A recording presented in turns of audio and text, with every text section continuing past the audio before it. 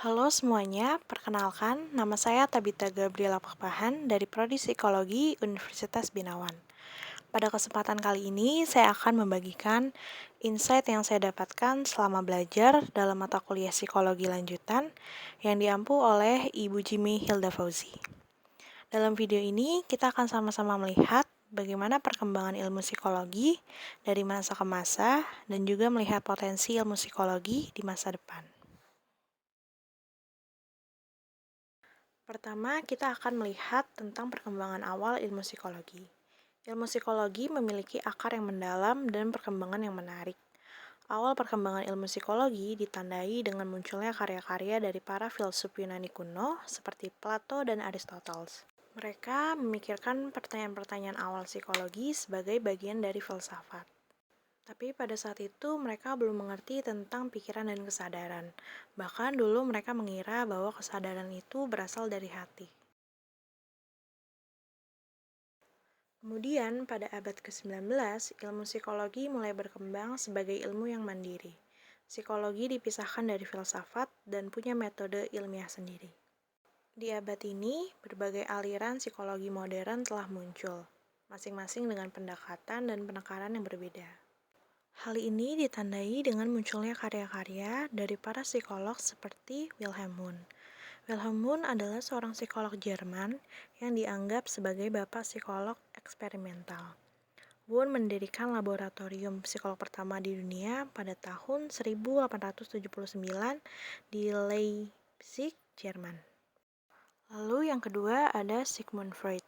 Dia adalah seorang psikolog dari Austria yang mengembangkan teori psikoanalisis.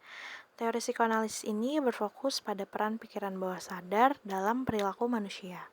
Yang ketiga ada Jean Piaget. Dia adalah seorang psikolog dari Swiss yang mengembangkan teori perkembangan kognitif. Teori perkembangan kognitif ini menjelaskan bagaimana anak-anak belajar dan berkembang. Kemudian pada abad ke-20, ilmu psikologi terus berkembang. Hal ini ditandai dengan munculnya banyak cabang psikologi yang berbeda, seperti yang pertama ada psikologi klinis, yaitu cabang psikologi yang mempelajari gangguan mental dan memberikan terapi untuk mengatasinya. Yang kedua ada psikologi sosial, yaitu cabang psikologi yang mempelajari perilaku manusia dalam konteks sosial. Yang ketiga, ada psikologi perkembangan, yaitu cabang psikologi yang mempelajari perubahan perilaku manusia dari saat ia lahir sampai ia meninggal, atau sepanjang rentang kehidupannya. Yang keempat, ada psikologi eksperimental, yaitu cabang psikologi yang menggunakan metode eksperimen untuk mempelajari perilaku manusia. Dan yang kelima adalah psikologi industri dan organisasi, yaitu cabang ilmu psikologi yang mempelajari tentang bagaimana hubungan antara individu dan lingkungan kerjanya. Lalu kita juga akan melihat ilmu psikologi di kehidupan sehari-hari. Hal yang paling penting dari ilmu psikologi adalah ilmu ini tidak terbatas pada ruang laboratorium atau terapi saja. Psikologi memiliki aplikasi yang luas dalam kehidupan sehari-hari kita. Misalnya di dunia pendidikan, psikologi membantu dalam pengembangan kurikulum yang efektif dan teknik pengajaran yang memotivasi.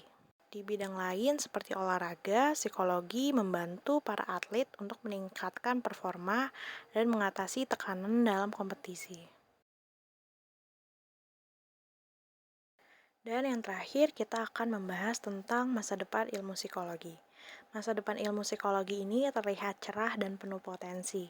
Dengan kemajuan teknologi, psikologi dapat menggunakan pendekatan yang lebih canggih untuk mempelajari pikiran dan perilaku manusia.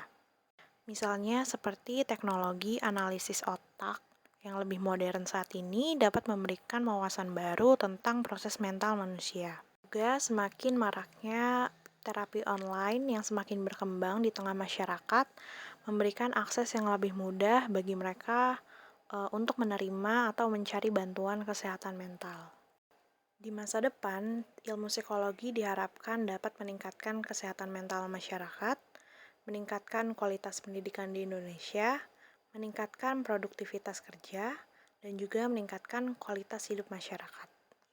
Dan pada akhirnya saya menyimpulkan bahwa dari perkembangan awal hingga masa depan nanti, ilmu psikologi terus membantu kita memahami diri kita sendiri dan juga orang lain.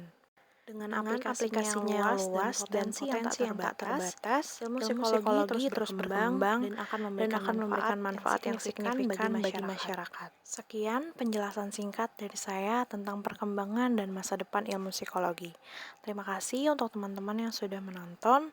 Semoga informasi yang saya berikan dapat menambah pemahaman teman-teman tentang ilmu psikologi. Sampai jumpa. Terima kasih teman-teman.